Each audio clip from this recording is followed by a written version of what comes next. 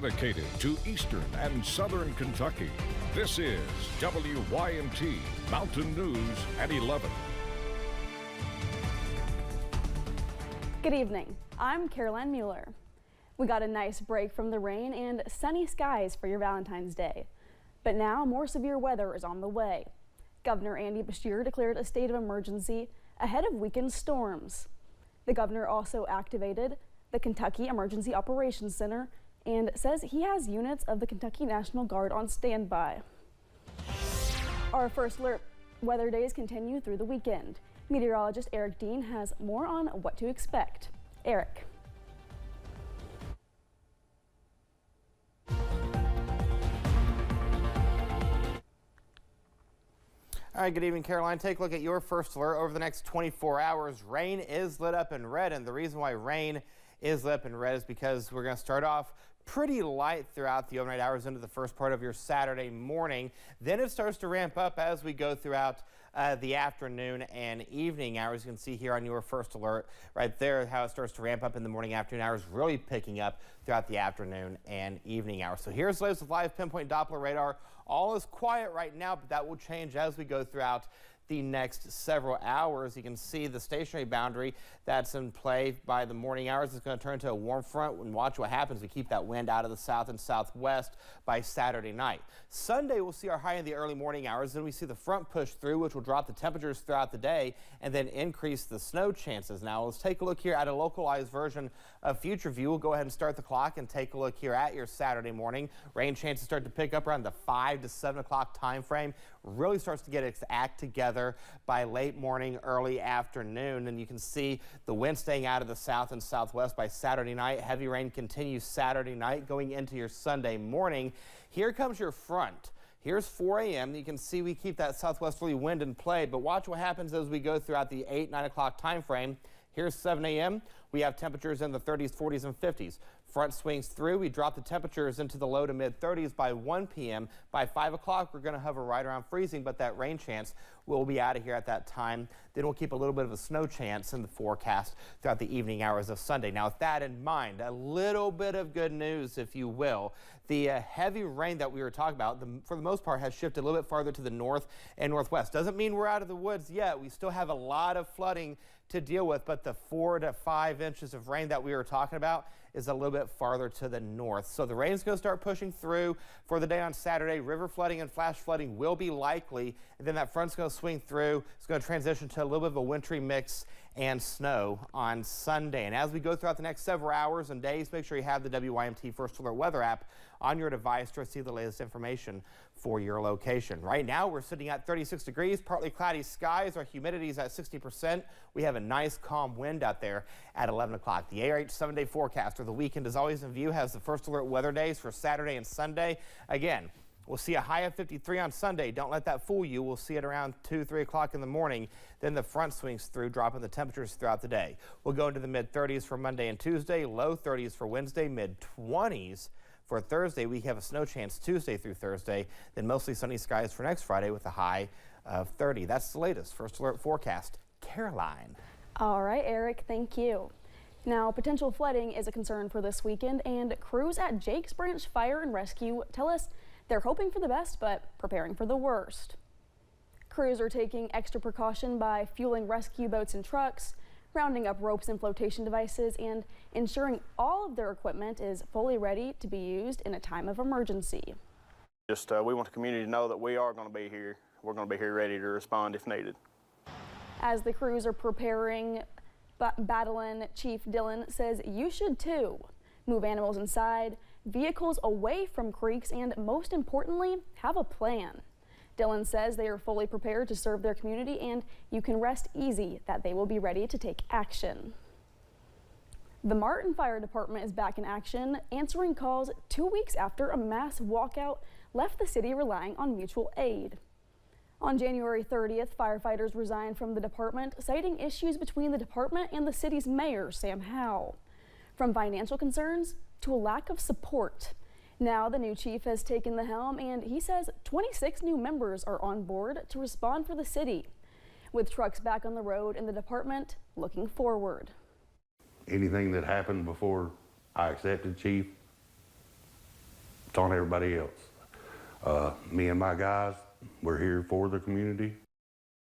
Meade says he hopes to reestablish the department and strengthen its community relationships. And he would also love to see the firefighters who left return if he can get things turned around. A defamation lawsuit names London Mayor Randall Weddle and 2 men from the True Crimecast YouTube channel. Plaintiff Elijah Jarvis claims Weddle made reckless statements about him on a podcast to silence him. The video has since been deleted or made private. Our sister station, WKYT, reached out to Mayor Weddle for comment, but has not heard back. Jarvis previously told WKYT he requested records on the deadly police shooting of Doug Harless and later saw 911 employees redacting information at FedEx. Nearly 24 animals have been removed from an Estill County home because animal control says they were living in horrible conditions. Police charged the property owner, 85-year-old Bobby Osborne, with 18 counts of animal cruelty and 17 counts of dogs not vaccinated against rabies. Maggie Rickerby shows us how the county's animal shelter is helping the animals. Estill County Animal Control Director Chris Winters got a call from dispatch at around 10:30 a.m. Thursday to respond to Cressy Road. Winters says he only brought 1 crate with him. But once he arrived, he was met with federal agents, other authorities, and more than a dozen dogs. Come to find out, they're lacking fur and skin, and they're covered in scabs due to the mange that they're carrying. It's extremely aggravating. Ever since then, he and his small team at the animal shelter have been working to take the animals in. So far, they've been able to take in 19 dogs, and volunteers took in 1 goat and a horse. Housing these animals is taking a toll on shelter capacity. It's tiring, it's draining on our mental and physical capabilities. The Estill County Animal Shelter is currently overflowing, but thanks to volunteers like David Wagner, some of those dogs are being taken to Wolfe County. These animals are in desperate need of medical attention and just a loving place to go, someone to take care of them. They've been abused and neglected for I don't know how long. Wagner has been transporting animals from Estill County for 4 years now. Winters says it's a huge help. Now, Winters is calling for support from the community for more volunteers and donations. We don't have extra hands to send out for transports, so we rely on our volunteers a lot for transport. Winters and his team are continuing to work to bring more animals to safety from this case. In Estill County, Maggie Rickerby, WKYT. The dogs were taken to the Estill County Animal Shelter, which is asking for help taking care of them. In Mingo County, West Virginia, police say they found human remains in the Dingus area. Deputies with the Mingo County Sheriff's Office say they made the discovery yesterday evening. The West Virginia State Police crime scene team were called to assist in the investigation. President Trump is at his Florida home this weekend, but before leaving the White House, he signed executive orders and several consequential announcements. CBS's Erica Brown breaks it down. This is a very big bill. From the Oval Office, President Trump reiterated one of his top priorities. We want to downsize government, but make it better. Friday, more federal workers were notified of layoffs, including more than 400 employees with the Department of Homeland Security and nearly 1,300 employees at the Centers for Disease Control and Prevention, about 1/10 of the agency's workforce. The Department of Health and Human Services is bracing for cuts to nearly all of their 5,200 probationary employees. The efforts to dramatically shrink the federal workforce sparked protests in Boston and D.C. That solves that problem. The president also signed an executive order that cuts federal funding for schools that require COVID vaccines, although no states have mandates currently in effect. In the Oval Office, President Trump also discussed his plans to impose a new auto tariff on U.S. trade partners beginning in April. This comes in addition to the reciprocal tariffs proposed Thursday that would raise U.S. import taxes to match those levied by other countries. The tariffs are going to save a lot of industries. But many economists say tariffs will be an indirect tax on American consumers. This will send shockwaves through the world economy, and that's before you price in the fact that other countries will feel need to retaliate. Vice President Vance and Ukrainian President Zelensky met in Munich at a security conference Friday as President Trump pushed a peace deal to end Russia's war with Ukraine. The vice president also denounced European leaders' stance on free speech. In Britain and across Europe, free speech, I fear, is in retreat. Germany's defense minister said Vance's comments comparing Europe with authoritarian regimes were unacceptable. Erica Brown, CBS News, Washington. The Trump administration blocked the Associated Press from traveling with Trump on Air Force One and from covering today's event in the Oval Office.